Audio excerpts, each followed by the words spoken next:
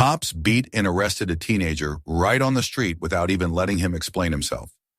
Everything changed when his father arrived. Chuck Norris. Subscribe to the channel and tell us in the comments where you're watching from. The sun had already dipped below the Texas horizon, leaving behind a bruised sky streaked with violet and amber. Heat still clung to the asphalt as the last of the day's light drained from the horizon. Mason Ridge was winding down for the evening. The air smelled faintly of gasoline and dust, a scent that belonged to every small southern town where the highway ran right through the heart of things. Neon lights blinked lazily over the diner on Main Street. The grocery was closing, and the sound of country music leaked from a passing pickup truck. It was an ordinary evening, the kind that always feels safe right up until it isn't. Dakota Norris pedaled down the street, his basketball shoes scuffing against the pedals of his bike. His duffel bag was slung across his shoulder, the zipper half open, a glimpse of his white karate gi poking through. Sweat glistened on his neck from practice, and a grin still played on his lips. He had landed a perfect spinning kick during sparring tonight. His coach had clapped him on the shoulder and said he was ready for the state tournament. It had been a good day. He was thinking of getting a cold drink from the vending machine near the corner store before heading home. He turned off the main road and started down Maple Avenue, where the streetlights were weaker and the shadows thicker. The only sound was the creak of his chain and the rhythmic hum of cicadas. A light wind brushed against his face. He didn't notice the patrol car until it passed him going the other direction, slowly, deliberately. The cruiser's headlights slid across his back, then cut off abruptly. A moment later, the vehicle made a sharp U-turn. The sudden wail of the siren shattered the calm. Dakota's head jerked up, confusion flickering across his face. He slowed instinctively, glancing over his shoulder. The police car rolled up behind him, red and blue lights reflecting off the cracked glass of a nearby storefront. He stopped his bike and put a foot on the ground. Two officers stepped out, the driver tall and heavyset, his belt weighed down with gear, his nameplate reading Marsh. The other, leaner and younger, adjusted his cap as he came around the hood. His badge read Cole.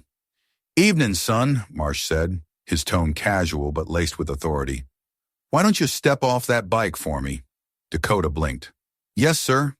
He got off, hands visible, careful not to move too fast. "Where are you headed this late?" Cole asked, circling the bike like a man inspecting stolen property. "Home. Just got out of practice." "Practice," Marsh repeated. He nodded toward the duffel bag. "What's in there?" "Uniform, shoes, towel." "Mind if we take a look?" Dakota hesitated. "Is there a reason, sir?" Marsh's smile didn't reach his eyes. "There's been a robbery at the Texaco 2 blocks over. Suspect matches your description. Young, black male, athletic build, carrying a bag. You fit that just fine." Dakota frowned. "I was at the gym. You can call Coach Sims. He'll tell you." But Marsh wasn't listening. He'd already opened the duffel bag, rifling through it. "Sports gear," he muttered. "Real convenient cover." Cole stood off to the side, flashlight trained on Dakota's face. The beam was blinding, forcing him to squint. "Keep your hands where I can see 'em." "I am," Dakota said softly. "Little jumpy, aren't you?" Cole sneered. "That guilt sweating out of you?" "No, sir, just tired." Marsh zipped up the bag and tossed it roughly onto the hood of the patrol car. "Empty your pockets." "I didn't do anything wrong," Dakota said. "I just want to go home." "Now!" Marsh barked. Dakota obeyed. He pulled out his wallet, phone, and a folded student ID. The card fell to the pavement. When he bent to pick it up, Marsh grabbed his wrist and slammed him against the car. The metal was still warm from the sun. "Stop resisting." "I'm not resisting," Dakota gasped, but Marsh had already twisted his arm behind his back. Cole moved in, grabbing the other wrist, snapping on the cuffs with practiced cruelty. People had begun to notice. From across the street, the owner of the corner store, an older man named Russell, stepped out onto the sidewalk. "Hey, what's going on? That's Chuck Norris's boy, ain't it?" "Back inside," Marsh barked. "Police business." Russell hesitated, but fear kept him where he was. Dakota's chest pressed hard against the hood. His breath came shallow. "Sir, please," he said, his voice shaking despite his effort to stay calm. "You've got the wrong person." Cole leaned close to his ear. "You kids think your names make you untouchable. Let's see if Daddy's fame gets you out of this. That made something inside Dakota freeze. His heart pounded, but he remembered his father's words, the lesson drilled into him since childhood. Never let anger own you. Keep your head clear. Breathe. I'm not fighting you, he said quietly. Marsh shoved him harder against the hood. Don't talk back, he smirked at Cole. Looks like our suspect's got an attitude. Pain shot through Dakota's shoulder. His vision blurred, but he clenched his jaw and stayed silent. The older officer patted down his pockets roughly, tossing out his phone. The device hit the pavement and slid under the patrol car, screen cracking. The watch on Dakota's wrist vibrated once, an automatic response to sudden impact, and displayed a small red icon. He flexed his hand, twisting his wrist just enough to press the hidden side button. The watch buzzed again, confirming, emergency signal sent. At that exact moment, the street seemed to grow quieter. He could hear the faint hum of insects, the distant whir of a passing train, the uneven breathing of the two men holding him. Someone across the street started filming with a phone. A car slowed down, its driver watching. The air thickened with the scent of asphalt and exhaust. Marsh pulled Dakota upright by the collar. Move! Where are you taking me? To the station. Maybe you'll remember where you stashed the money. I told you, I didn't. The punch caught him off guard, sharp and fast, just below the ribs. He folded over, gasping. Cole chuckled. Still not talking? Stop, Dakota wheezed. Please, I'm not. Save it. Marsh grabbed his shoulder, dragging him toward the back door of the cruiser. You're under arrest. On what charge? On the charge of making me waste my time. He shoved him forward. Dakota stumbled, his knee scraping the curb, his bound hands straining against cold metal. Every instinct told him to fight, to push back, but he remembered his father's voice. Don't give them what they want. They want fear. They want fire. Give them calm. He straightened, lifting his chin. You're making a mistake, he said. Big talk for a thief, Cole muttered, shoving him into the back seat. The door slammed. The interior smelled of vinyl and old sweat. Dakota pressed his shoulder against the seat, wincing at the pain in his wrist. Outside, the red and blue lights still pulsed. Through the window, he could see a few bystanders gathering. One woman whispered, That's Chuck Norris's kid. Oh my God. Another lifted her phone higher. Inside the car, Dakota closed his eyes and breathed. The clock on the dashboard read 8:47 p.m. He knew his father would be eating dinner around now, the house quiet except for the ticking of that old clock in the kitchen. It would take him 15, maybe 20 minutes to reach Mason Ridge if he drove fast. Dakota focused on that thought. 20 minutes. Just hold on. Marsh climbed into the driver's seat, muttering to Cole about paperwork. The younger officer laughed. You really think he's the Norris kid? Could be, Marsh said, lighting a cigarette. If so, this'll make one hell of a story. Cole smirked. Wonder what the old man'll say when he sees his boy in cuffs. He'll say nothing, Marsh replied. They all do. You scare 'em enough, they all shut up. Dakota watched their reflections in the rearview mirror. He said nothing. He didn't need to. His father had already been alerted, and if there was one thing Dakota knew better than anyone, it was that once his father moved, nothing could stop him. The car began to roll forward, engine rumbling low. Main Street slid past outside, the glowing signs blurring into streaks of color. Dakota's wrists ached, his ribs throbbed, but he kept his gaze steady. The city lights receded behind them, replaced by the dark outline of the highway leading out of town. He thought of the countless nights when he trained with his father, every sparring session that began with balance and ended with patience. Chuck always said the same words before every match. Control is strength. The moment you lose it, you've already lost the fight. The flashing lights inside the cruiser reflected in his eyes like distant lightning. Somewhere far away, a phone buzzed on a wooden table. A chair scraped across the floor. An engine roared to life. The patrol car turned down a side street lined with warehouses. Marsh lowered the volume on his radio, humming tunelessly. Dakota stared out the window, the reflection of his own face superimposed over the lights. He looked older suddenly, not a teenager anymore, but someone standing at the edge of something irreversible. He whispered under his breath, Come on, Dad. The night outside seemed to hold its breath. In the distance, faint but growing louder, came the sound of another engine, deeper, stronger, relentless. The officers didn't notice it yet, but Dakota did, and for the first time since they'd stopped him, a spark of hope flickered through the ache in his chest. He leaned back, the hint of a smile ghosting across his bruised lips.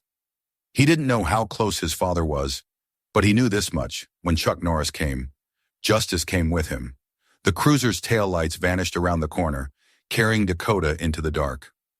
The street grew silent again, save for the whisper of tires and the hum of a distant storm building on the horizon. And down that same road, closing the distance mile by mile, was a man who had never needed sirens to make people listen.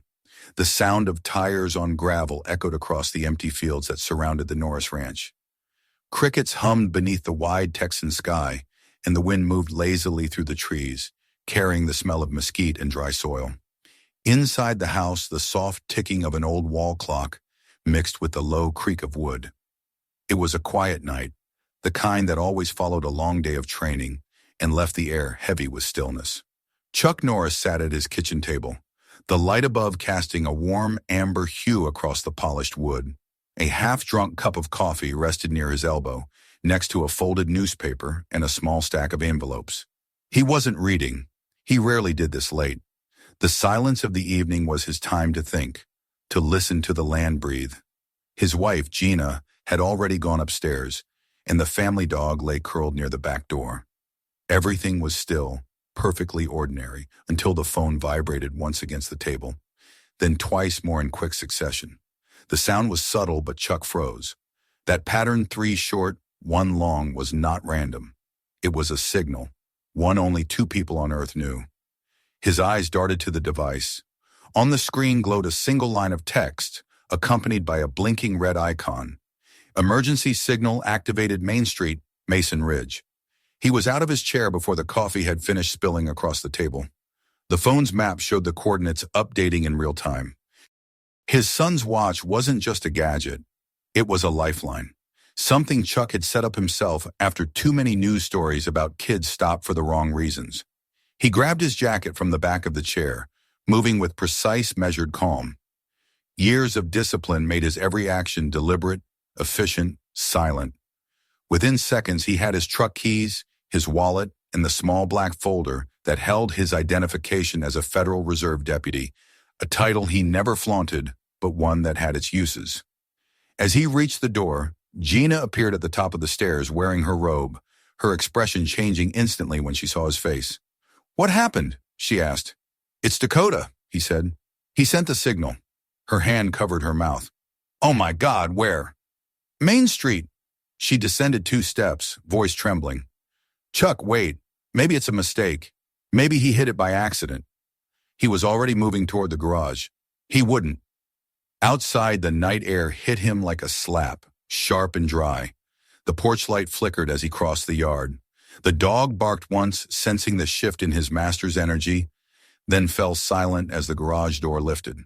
The truck waited, a dust-coated Ford that had seen years of service in terrain rougher than this. Chuck slid into the driver's seat, his movements smooth from habit. The key turned, the engine roared awake, headlights cutting through the dark. For a moment he sat there, gripping the steering wheel.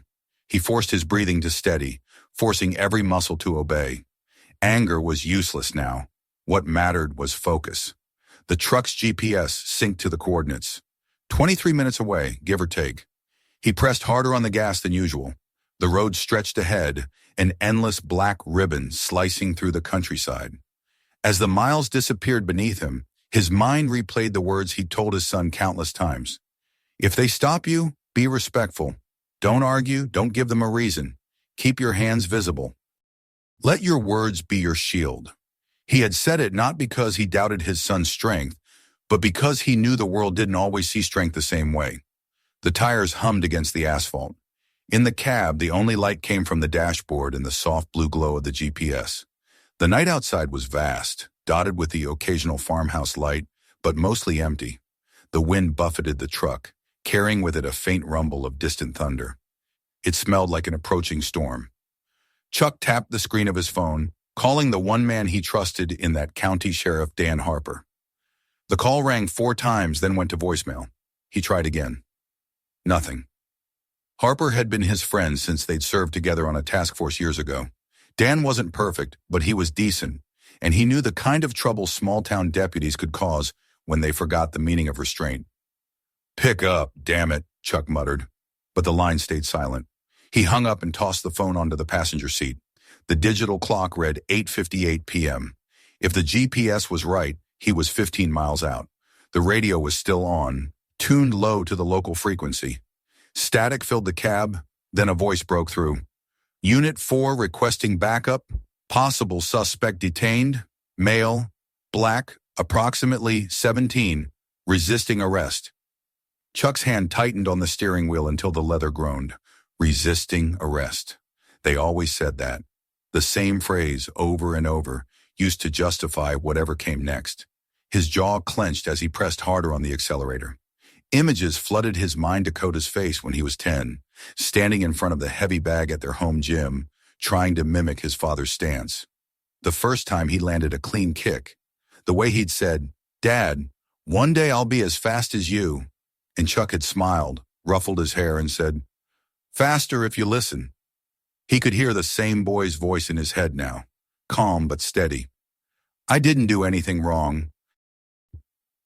The highway lights grew brighter as he approached the outskirts of Mason Ridge. He could see the reflection of police strobes flickering faintly in the sky, red and blue dancing against low clouds. The sight ignited something cold inside him, something ancient and immovable. He had seen combat zones quieter than this. He slowed as he reached the edge of town, scanning the intersections. The GPS showed the signal moving, not stationary. That meant they had his son in the car. He switched off the radio and followed the pulsing icon on his phone's screen, his breath steady, heart rate controlled. Years of martial discipline had turned his body into an instrument of absolute focus. He would need every ounce of that control soon. Main Street appeared ahead, half deserted now, lined with parked cars and the faint buzz of neon signs from the diner and gas station. He could see the trail of flashing lights further down the block. The moment he turned the corner, his headlights caught the reflection of people standing on the sidewalk. Phones raised, faces pale. They weren't looking at him. They were looking past him, towards something happening at the intersection. He slowed, rolling down his window. "What happened here?" he called out. A man stepped forward, his voice trembling. "They arrested some kid. Beat him up bad. Said he tried to resist. I think it was your boy." The world went utterly silent. Chuck felt the words sink into him like a blade. His voice dropped to a low growl. "Where?" "Down there by the old warehouse." He nodded once, pressed the gas, and the truck leapt forward. The road narrowed, lined with broken fences and dim streetlights. Ahead, through the flashing lights, he could make out the silhouette of the police cruiser.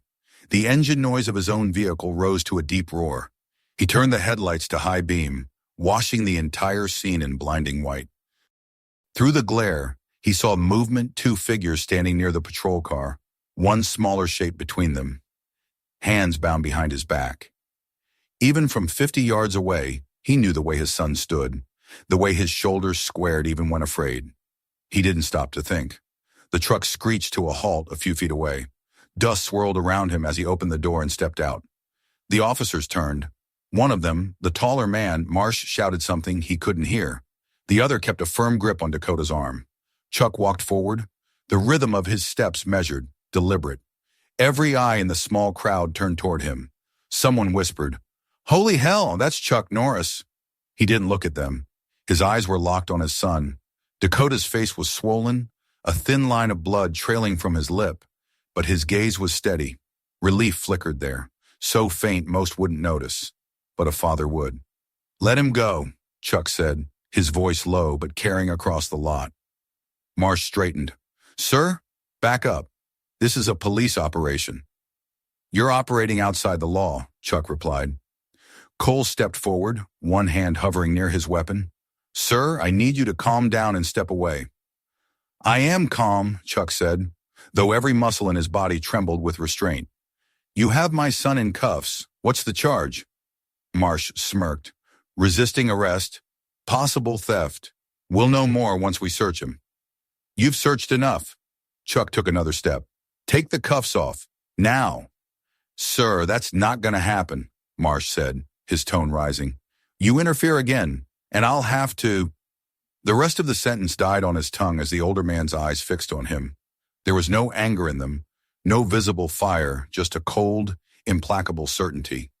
The kind of stare that came from someone who had seen violence up close and learned to master it. The tension was thick enough to choke on. Cole's hand twitched toward his sidearm. That was all it took. Chuck moved like a storm breaking loose. In one fluid motion, his hand snapped up, knocking the younger officer's wrist aside. The gun clattered to the ground. Cole doubled over as a sharp elbow caught him square in the sternum. Before Marsh could react, Chuck pivoted, his movement smooth, efficient, almost too fast for the eye to follow. A twist, a shift of weight, and the bigger man was on his knees, gasping for air as his own handcuffs clicked around his wrists. For a heartbeat, nobody moved. Then a woman in the crowd gasped. Someone's phone hit record. The scene was suddenly alive with whispers and the metallic hum of fear. Chuck stepped to his son, pulling the keys from Marsh's belt and unlocking the cuffs. The metal fell away, clattering against the pavement. He caught Dakota by the shoulders, steadying him. You okay? Dakota nodded weakly. Yeah, they hit me, but I'm okay. Chuck looked him over quickly, bruised, shaken, but breathing. It's over now. Behind them, Cole was still wheezing on the ground. Chuck turned to the crowd. Don't stop recording, he said. Not one of you. The truth belongs to everyone tonight. The distant sound of sirens grew louder. The rest of the force was on its way. Chuck didn't flinch. He picked up the fallen service weapon, ejected the magazine, and set both pieces on the hood of the cruiser. Everything about him was calm again, composed, as if the outburst had never happened. He turned back to his son. Get in the truck. But do it. Dakota obeyed, limping slightly. The crowd parted for him. Chuck faced the approaching patrol cars, their lights slicing through the night. The roar of engines filled the street. He stood in their beams, motionless, as dust swirled around his boots. It would take hours before the full story reached the news, before the videos spread, before the explanations and the denials and the press conferences, but none of that mattered right now. Right now, there was only a father, his son, and the unshakable truth that some lines should never be crossed. When the first backup unit arrived, the man standing in the center of the road looked calm enough to be carved from stone. And when the doors opened and the officers stepped out, they all froze for a split second, realizing who it was that had answered the call. Chuck Norris had come for his son, and he wasn't leaving without justice. For a long, suspended moment, the night itself seemed to hesitate. Red and blue lights strobed against the brick facades of Main Street, coloring everything with a feverish pulse. The sound of distant sirens still echoed faintly, but here in the small stretch of road between the old warehouse and the diner, time felt frozen. Dust hung in the air, kicked up by the sudden halt of Chuck Norris's truck, and every eye in the crowd was fixed on the figure standing in front of the patrol cars. Chuck's shoulders were squared, his stance steady, his hands relaxed at his sides. It was a silence so absolute that even the cicadas seemed to stop their song. Dakota stood just behind his father now, still catching his breath. The cuffs were off, but his wrists bore raw red marks, the skin chafed and tender.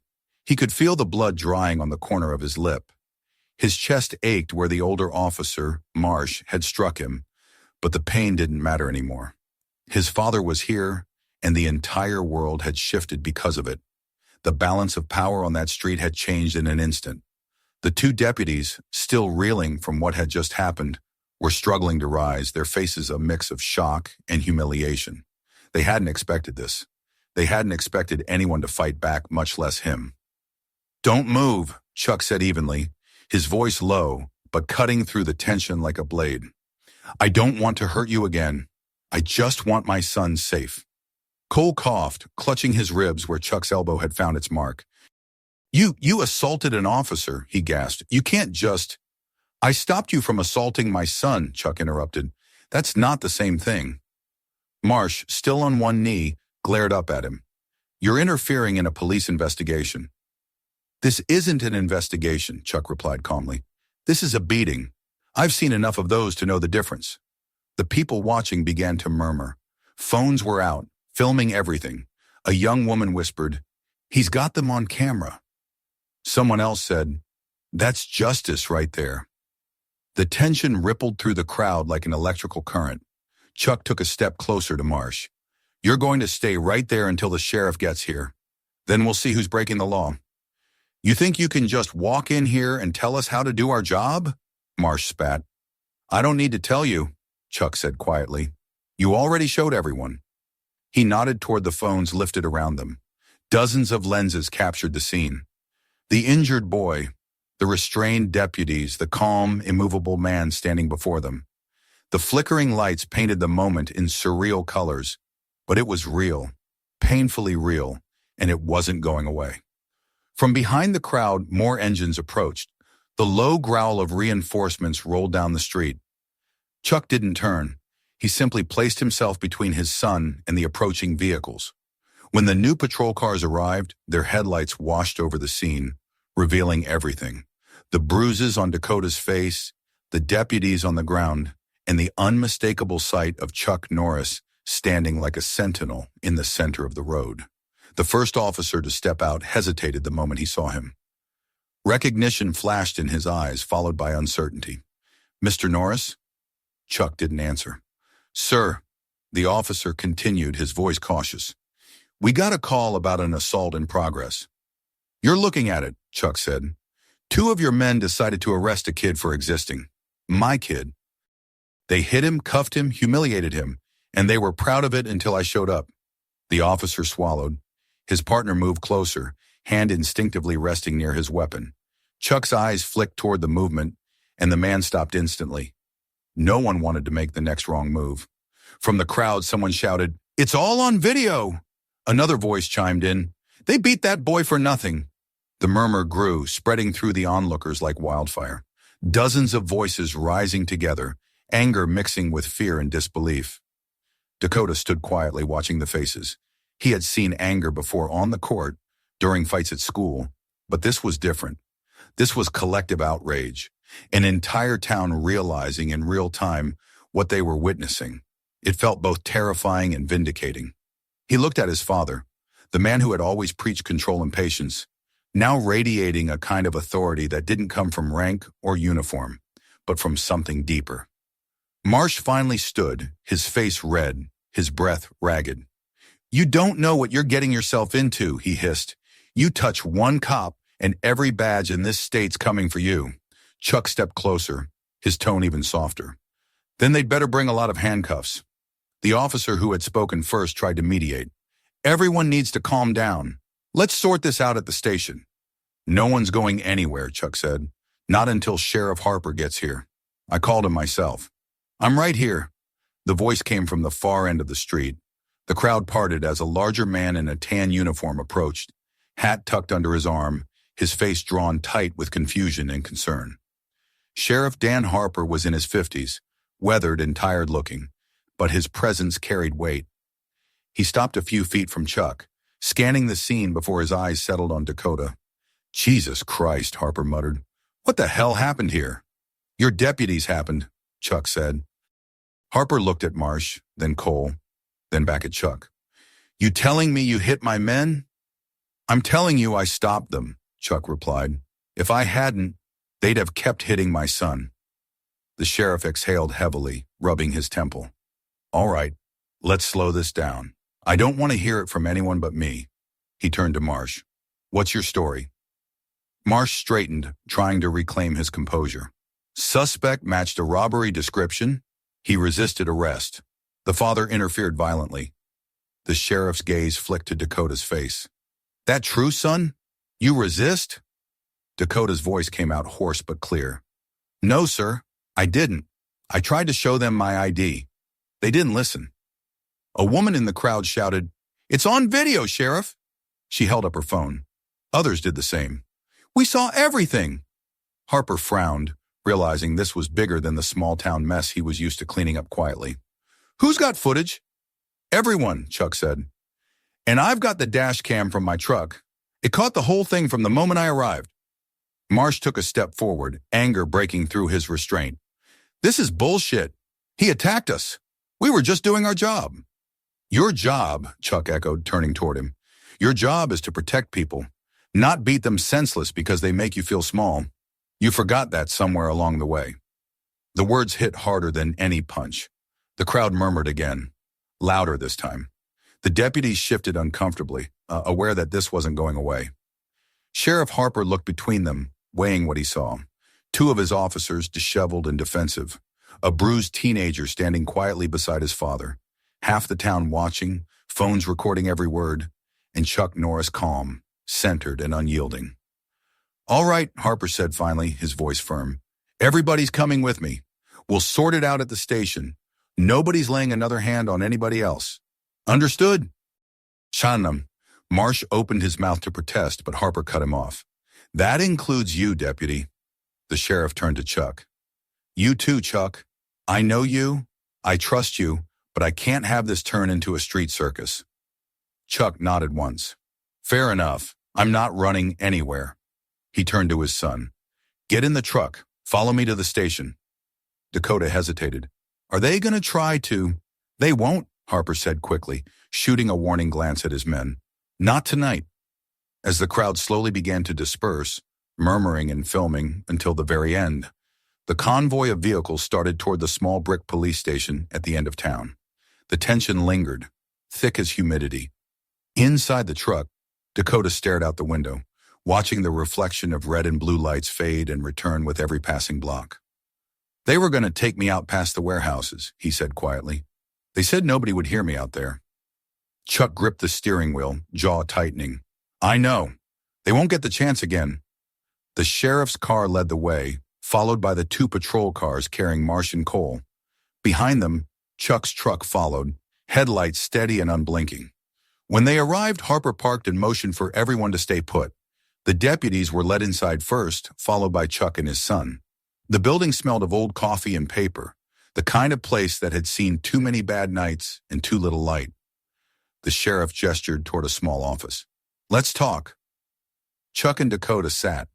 Harper took the chair opposite, leaning forward. "You know this looks bad, right?" he said quietly. "For everyone." "Good," Chuck replied. "Maybe bad is what's needed." Harper sighed.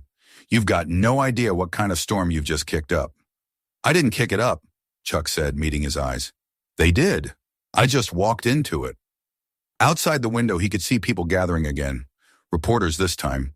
News traveled faster than wildfire now. Cameras flashed through the glass. The story was already out, and there was no stopping it. Harper rubbed his forehead. "You got the footage?" "Yeah," Chuck said. "Truck cam, witnesses, social media. Half the town's got it." "Then it's not going away," the sheriff said. He sounded tired, resigned. "No," Chuck agreed. "It's not." Dakota sat quietly watching his father. The fear that had followed him all night was slowly giving way to something else pride. He realized that for the first time, the world wasn't just watching what was happening to him, but what his father was doing for him. When they finally stepped back outside, the night air hit them again, cool and electric. The lights from the news vans painted the parking lot in white glare. Reporters were shouting questions, cameras flashing, microphones thrust forward. Chuck raised a hand, stopping them. "Not tonight," he said. "You'll get your story. But right now, my son's going home." He guided Dakota toward the truck. The crowd made way for them, parting like a tide. The sheriff watched from the doorway, the weight of the coming days written all over his face. As they pulled away from the station, Dakota looked out the window once more. The town that had always seemed so small suddenly felt like the center of the world. He could still hear the echo of his father's words in his mind, calm, steady, final. No one said anything during the drive back. The night was long, and the road home seemed endless. But the silence wasn't empty anymore. It was the silence of something beginning. And as the lights of the town faded behind them, the first glimmer of dawn touched the farthest edge of the horizon, faint and uncertain, but growing brighter with every passing mile. The morning after felt different, as though the entire town had woken from a fever dream. The air was clearer, sharper, filled with an uneasy quiet. Mason Ridge had seen plenty of disputes before. Bar fights, family feuds, even the occasional scandal at City Hall, but never anything like this. The night's events had already begun to spread beyond the borders of their dusty little town, seeping into news feeds and message boards like wildfire. Before dawn, videos had gone viral under headlines that made the sheriff's stomach twist. Cops beat teenager, Chuck Norris intervenes. Sheriff Dan Harper hadn't slept. He sat behind his desk, coffee gone cold, watching clips on his phone that people all across the country were replaying again and again. The images were grainy but unmistakable. His two deputies, the boy, and then Chuck himself, calm and unstoppable. The comment sections were filled with outrage, admiration, disbelief. It was only a matter of time before reporters from Dallas or even Washington showed up. The department's phone had already started ringing nonstop. Outside his office window, the small parking lot was crowded with vehicles. People from town had come to protest, or to support, or simply to see what would happen next. Some held signs demanding accountability. Others whispered that Marsh and Cole were only doing their jobs. The division was visible even here, in this quiet corner of Texas. Harper rubbed his temples and sighed. He'd known Chuck Norris for over 20 years. They had worked together on training programs for veterans, shared dinners, traded favors. He knew the man was no troublemaker, and he also knew that if Chuck had stepped in, it meant something had gone terribly wrong. Still, he also knew procedure, and procedure meant paperwork, statements, hearings, investigations, all of which would soon bury his department if he didn't act fast. The knock on his door was soft but firm. "Come in," he said. Chuck stepped inside, hat in hand, dressed in his usual jeans and a dark denim jacket. His expression was composed but unreadable. He closed the door behind him. "Morning, Dan," he said quietly. "Morning," Harper replied, gesturing to the chair opposite. "Didn't expect to see you this early." "I figured we shouldn't waste time," Chuck said, sitting down. "We've both got a mess to clean up." The sheriff studied him for a moment. "You know this isn't going away, right? There's media already circling. Dallas's morning radio's been talking about it for hours." "I know," Chuck said. "That's why I brought these." He set a flash drive and a small external hard drive on the desk. "Dash cam footage. Witness videos I've collected. It's all here. Every second of what happened." Harper exhaled. "You're giving them to me? I'm giving you a chance to do the right thing before someone else does it for you," Chuck said simply. The sheriff nodded, leaning back. "You always were the one to cut through the noise." "This isn't about me," Chuck said. "This is about my son. About two men who thought a badge gave them permission to destroy a kid's dignity." "You saw the video?" Harper nodded slowly. "I did." "Then you know I'm right," Chuck said, "and you know it's your call now. Either you act fast, or the world will decide for you." The sheriff didn't answer immediately. He turned the flash drive over in his hands, thinking. "You realize what this means for the department? For me?" "I realize what it meant for my son last night," Chuck replied. "He thought he was going to die, Dan. That's what it means to me." The silence between them stretched. Outside, voices were growing louder as a crowd gathered by the station steps. Harper finally stood, moving to the window. He looked down at the protesters. Some carried signs reading, "Justice for Dakota." Others had handmade posters saying, "No more silence" in Mason Ridge. "I'll suspend them," he said finally, voice heavy. "Pending investigation." Chuck rose. "Not good enough. Then what do you want?" "I want them charged," Chuck said. His tone didn't rise, but the room seemed to shrink around the words. Assault, abuse of power, tampering with evidence if they tried to alter their reports. "I've got enough proof to make it stick. You know it. So do they." Harper turned slowly. "You're going to make enemies, Chuck. Not just here. State offices will come after you for embarrassing them." "I've had worse enemies," Chuck said. The sheriff studied him for a long time. Then with a weary sigh, he nodded. "All right, give me a few hours." Chuck nodded once in return and left the office. In the lobby, people fell silent when he appeared. Some stepped aside respectfully. Others whispered as he passed.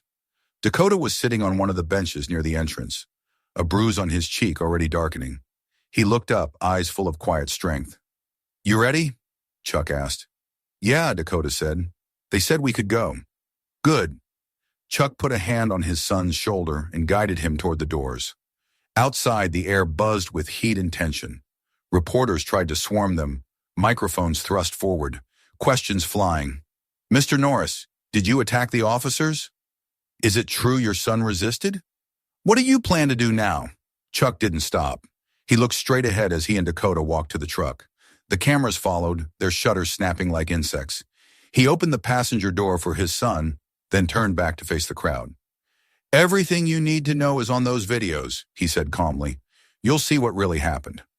My son did nothing wrong, and no one should have to fear the people sworn to protect them."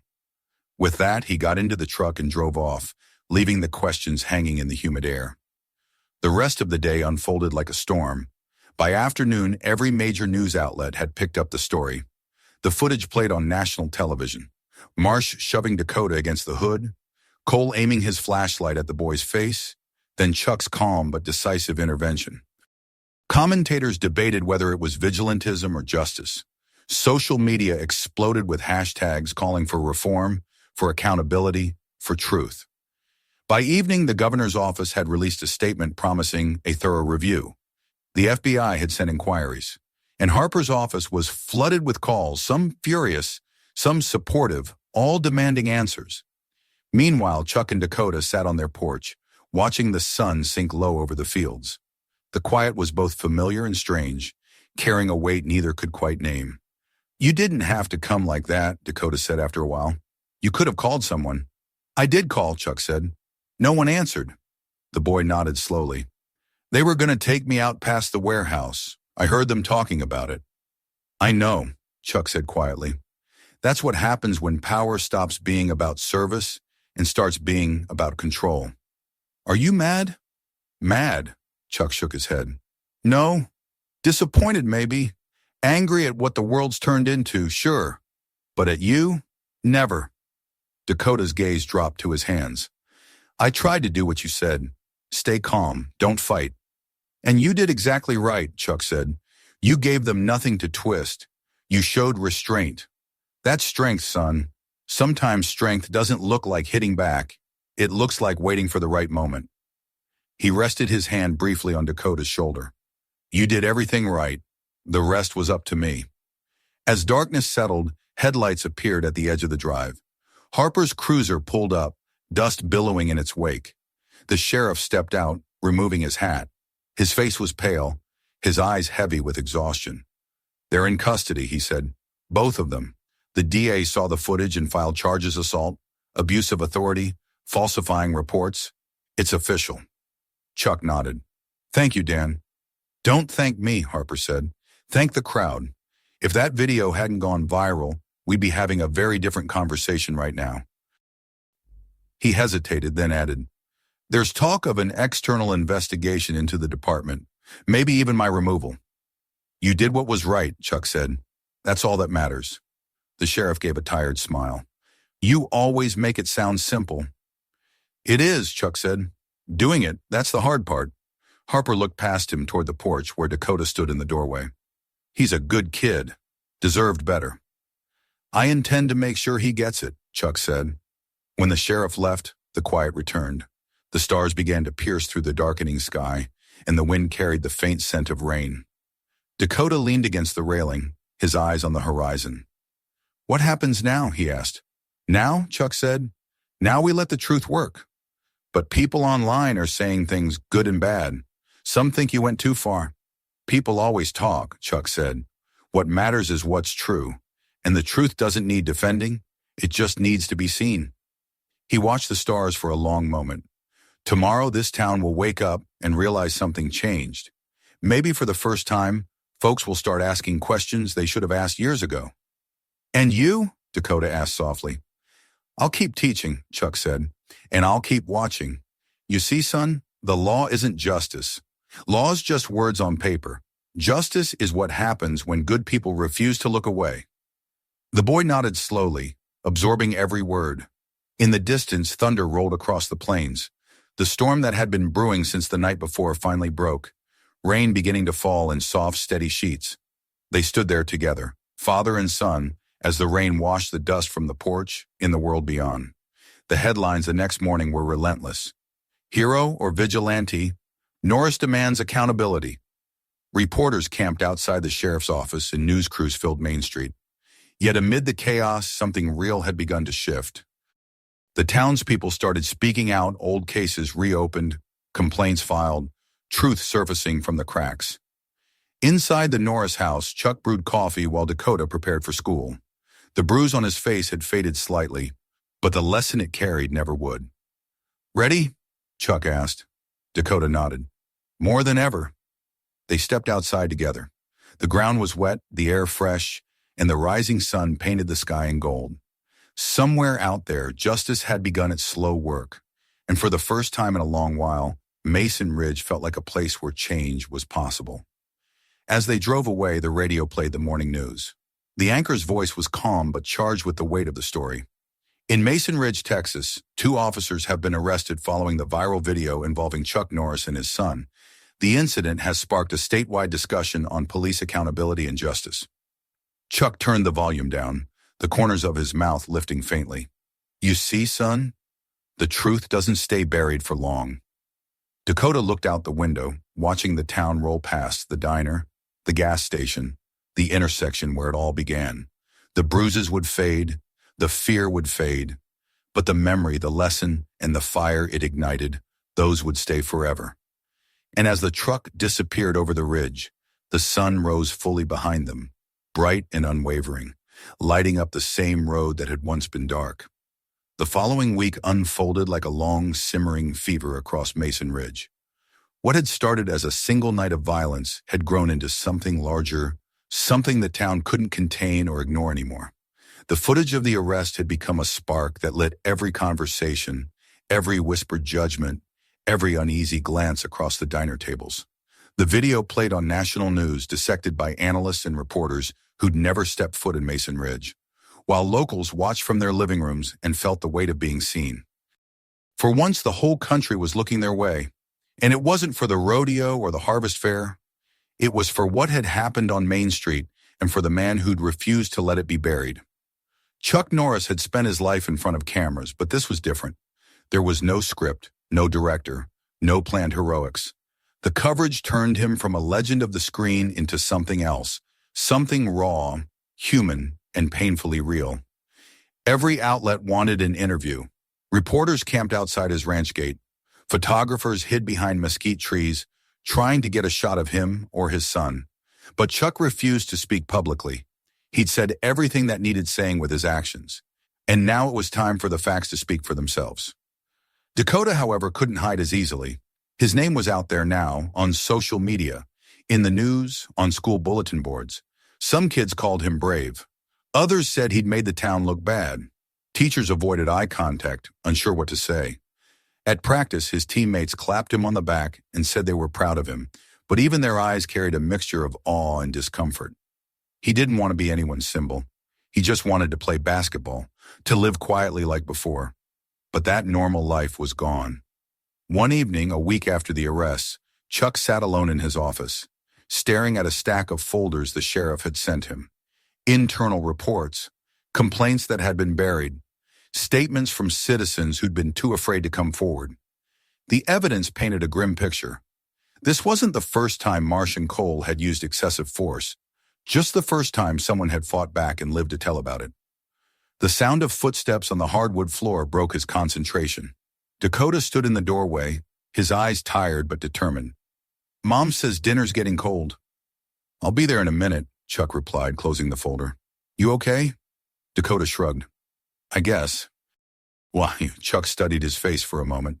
"Guess or no?" The boy hesitated, then sat down on the couch opposite the desk. "Everyone keeps talking about it. At school, online. Even people I don't know keep sending messages. Some are nice, some are not." "What kind of messages?" Chuck asked quietly. "Some say I'm brave," Dakota said. "Some say I got those officers arrested because of you. Some say we're liars, that I made it up, that you attacked them to make yourself look good." Chuck's jaw tightened, but his tone stayed calm.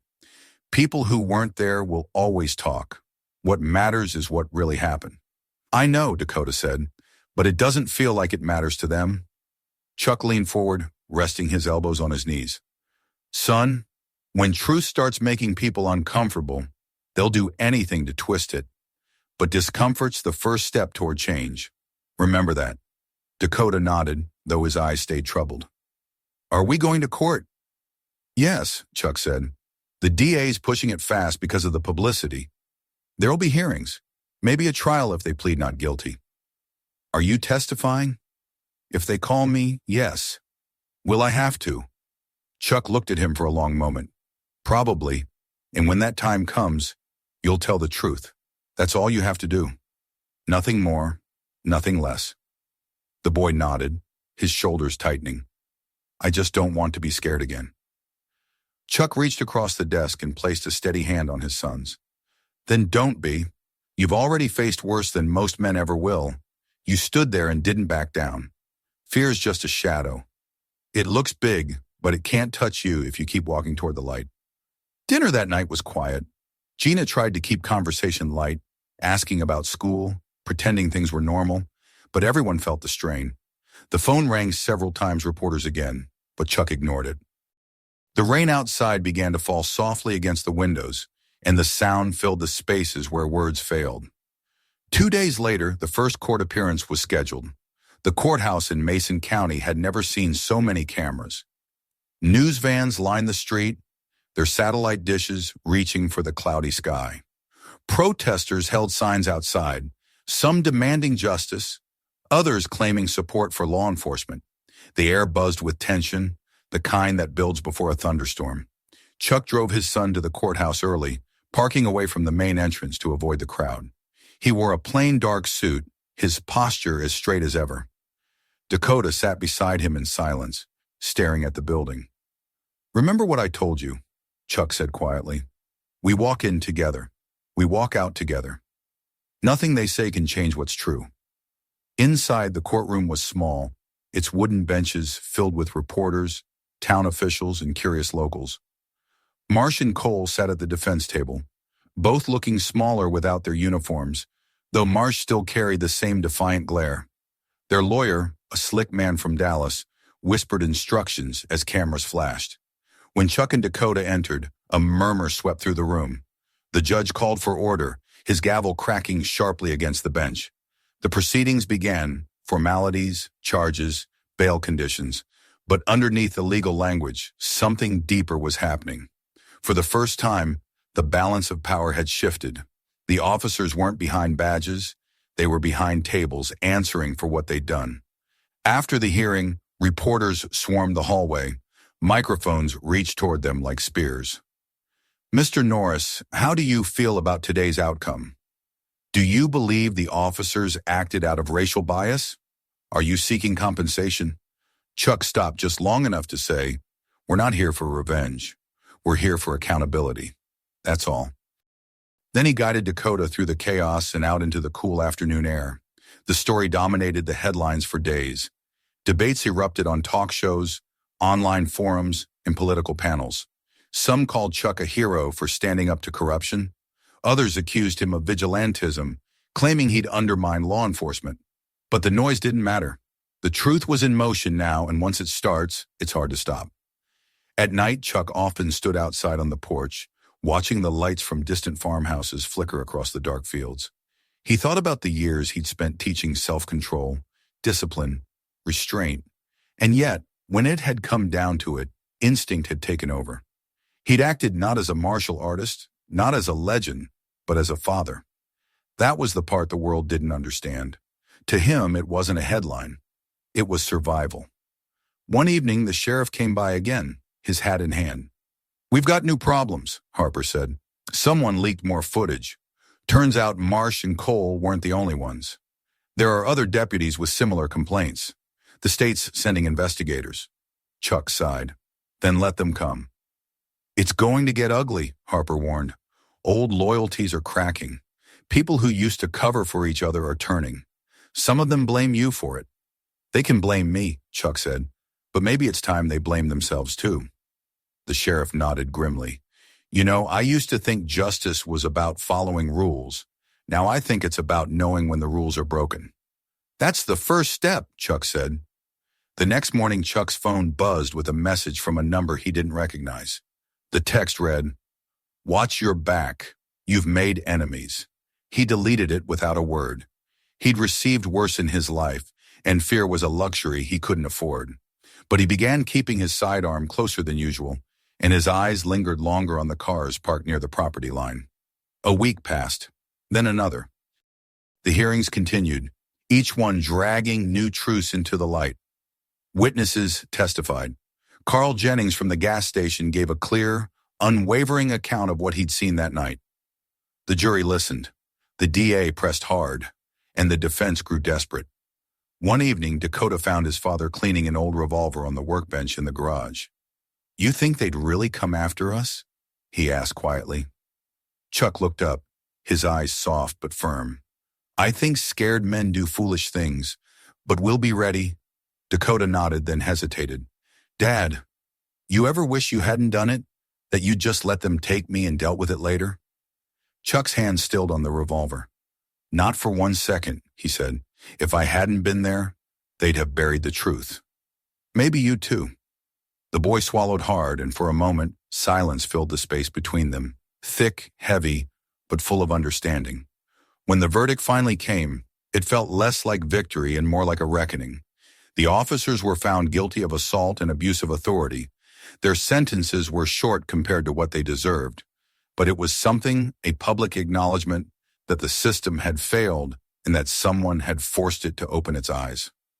After the verdict, reporters waited again, microphones ready. Chuck gave no grand speeches. He simply said, "Justice doesn't fix the past, but it changes the future." Life in Mason Ridge didn't return to normal overnight. It couldn't. But something shifted in the way people spoke to each other, in the way they looked at the sheriff's badge or the patrol cars passing by. The silence that had once hung over the town was gone, replaced by something louder, messier, more honest. That night, as the sun set over the ranch, Dakota stood on the porch beside his father, the air thick with the scent of rain and earth. "It's over," he said softly. "No," Chuck replied, watching the horizon. "It's just beginning." Dakota frowned. "You mean because of the media?" "I mean because truth always comes with a price," Chuck said. "And the moment you pay it, you realize it's not about one fight or one night. It's about what kind of world you leave behind." The boy was quiet for a long time, then nodded. "Then let's make it a good one." Chuck smiled faintly. "That's the plan." The wind shifted, carrying the distant rumble of thunder across the plains again. Somewhere beyond the hills, more storms were gathering. But inside the house, for the first time in a long while, there was peace. And as night deepened, the old clock in the hallway ticked steadily on, marking not just the passage of time, but the beginning of something that would outlast them both: the slow, relentless work of truth. The days after the verdict carried a strange calm that felt almost foreign to Mason Ridge. The news crews began to thin out, their vans slowly disappearing from the streets, and the chatter on television shifted to other scandals, other names, other fires. But for those who lived in the town, the silence that followed was heavier than before, filled with the echo of everything that had been said and done. The people who had once laughed at rumors now whispered them cautiously. Neighbors who had stayed quiet during the protests now nodded respectfully when they passed the Norris ranch. Something had changed, and everyone knew it. Chuck woke early every morning, before sunrise, as he always had. It was habit more than necessity, a discipline etched into him by decades of training and the kind of life that demanded constant readiness. He would sit on the porch with a cup of coffee, listening to the faint hum of insects, the distant cry of roosters, and the slow waking of the land. Most mornings, Dakota joined him. They didn't talk much at first. They didn't need to. The silence between them was no longer tense or uncertain. It was peaceful, earned, the kind of silence that meant understanding. On one of those mornings, the air was especially still. A thin fog rolled over the fields, and the first light broke through the clouds, turning the mist into gold. Chuck watched it quietly. He thought of everything that had led to this moment: the arrest, the fight, the trial, the fallout. It had been a storm that nearly broke them, but in the end it had forged something stronger between them, something that no force on earth could undo. Dakota came out onto the porch barefoot, wearing a hoodie and jeans, his hair still damp from the shower. He leaned on the railing beside his father. "You're up early," he said.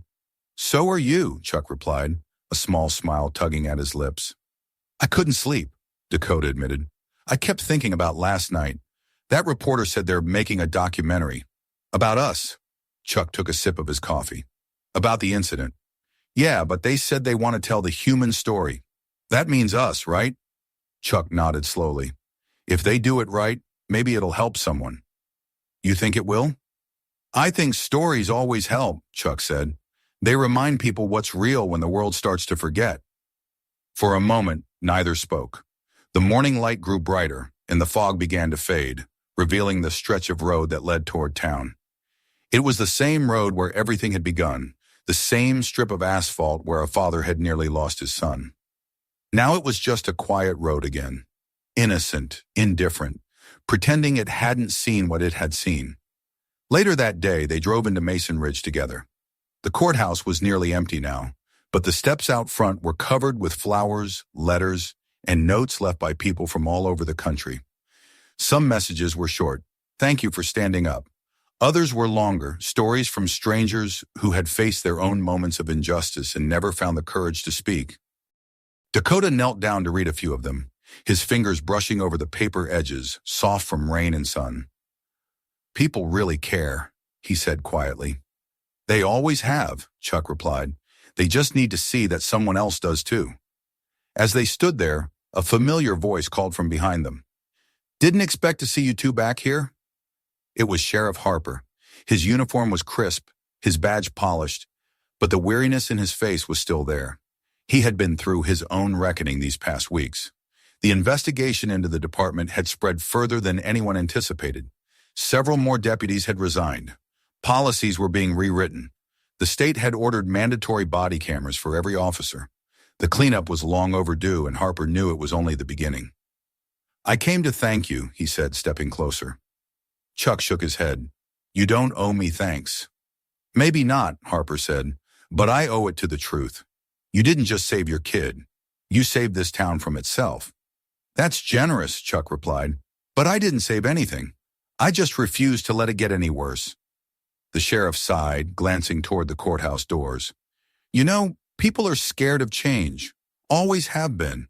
They think it means losing control. But sometimes change is the only way to get control back."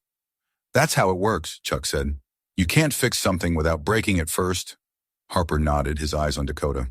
"How's the boy holding up?" "Better than most grown men I know," Chuck said with quiet pride. The sheriff smiled faintly. "He's got your spine. You should be proud." "I am," Chuck said simply. Harper adjusted his hat. "Well, I'd better get back. There's a council meeting in an hour. They want me to talk about community trust. Funny how those words didn't mean much before this month." "They mean something now," Chuck said. "That's a start." When the sheriff left, the father and son stood for a while longer before heading back to the truck. The drive home was quiet, the fields glowing gold beneath the afternoon sun. At one point, Dakota said softly, "You think things will really change, Dad?" Chuck kept his eyes on the road. "Not overnight, but every truth starts small. It spreads like light through cracks. Maybe not enough to fix everything, but enough to make people see the dirt they've been standing in." That evening, as dust settled over the ranch, they sat on the porch again, watching the horizon burn with the last light of day. The news played faintly from the living room inside. A reporter's voice carried through the open window talking about reforms, about investigations spreading to nearby counties. The words felt distant, almost irrelevant. What mattered was here, the air, the silence, the steady rhythm of a life still standing. After a long pause, Dakota asked, "You ever think about what would have happened if you hadn't come that night?" Chuck didn't answer right away. He stared out at the fields, the way the shadows stretched across them like dark rivers. "Every day," he said finally. "But I don't stay there. Thinking about what could have happened doesn't change what did." "I still have nightmares sometimes," Dakota admitted. "I hear the sirens. I feel the cuffs. I can't move." Chuck turned to him, his gaze steady. "That's normal. Fear doesn't go away just because you faced it once. It lingers. But the trick isn't to get rid of it. It's to keep moving even when it's there. You don't beat fear by fighting it. You beat it by outlasting it. The boy nodded slowly, taking that in. You make it sound easy. It's not, Chuck said, but it's possible. For a while they sat in silence again, listening to the faint hum of cicadas. The air was cooling, and the stars began to emerge one by one, filling the dark sky. Somewhere far off, a coyote called. It was a sound both lonely and free. The next day, a journalist from a national network arrived at the ranch. She was polite, professional, with a notebook full of questions.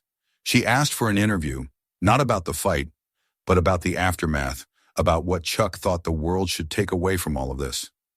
At first, he hesitated. He didn't want to turn their pain into spectacle.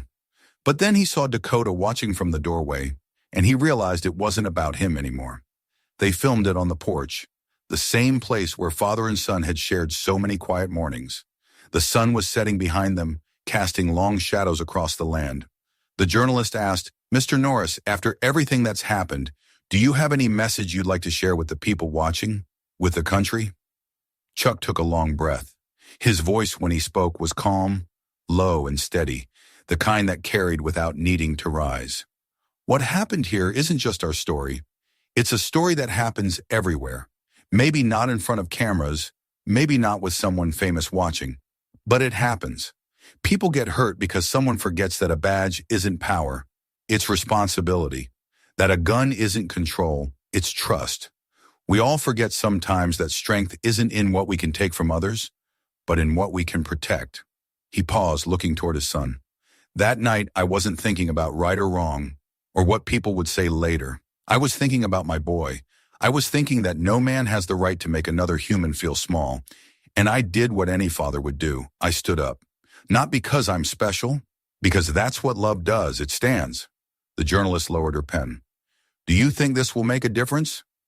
I think it already has, Chuck said. Maybe not enough yet, but enough to start. Change doesn't come from laws. It comes from people, from fathers and sons, mothers and daughters, neighbors who choose to see each other instead of look away. That's how it starts. When the interview aired, it spread faster than the original footage. People shared his words across the country. Teachers quoted them. Pastors repeated them. Activists printed them on posters. But to Chuck, none of that mattered. What mattered was that his son had heard him, that he'd spoken not just for cameras, but for the next generation, one that still had a chance to get it right. That night, the porch was quiet again. The stars were clear, and the air smelled of pine and fresh earth after the evening rain. Dakota sat beside his father, the glow of the lantern lighting their faces. You think they'll ever stop talking about it? He asked. Maybe, Chuck said, or maybe they'll keep talking until it means something. I want to do something with it, Dakota said suddenly. Not just let it fade. Maybe start a foundation or something for kids like me, to teach them how to handle it, how to stay calm, like you taught me. Chuck looked at him for a long moment, and a quiet pride filled his eyes. That's a good idea, he said. Better than good. If that's what you want, I'll help you make it happen. They sat there a while longer, the weight of the night easing into something softer. The world was still imperfect, still loud and cruel in places. But here, in this small corner of Texas, something had been set right.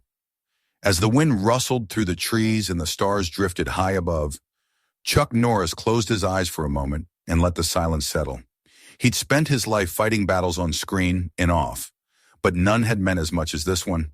Because this wasn't just about winning, it was about protecting what was right, about showing his son that even in a broken world, decency could still stand its ground. And when the dawn finally came, spilling light across the open plains, the old ranch seemed different, brighter, freer. The scars of what had happened would never disappear, but they no longer defined them. They were reminders of what it meant to fight not with fists, but with truth. On that quiet morning, as father and son watched the sun rise again over Mason Ridge, the world felt for the first time in a long while exactly as it should be. If this story hit you, don't scroll away. Hit subscribe and turn on the bell, because the next episode goes even deeper. Check out the other stories waiting for you on the channel and share this video with someone who needs to see how far a father's love can go.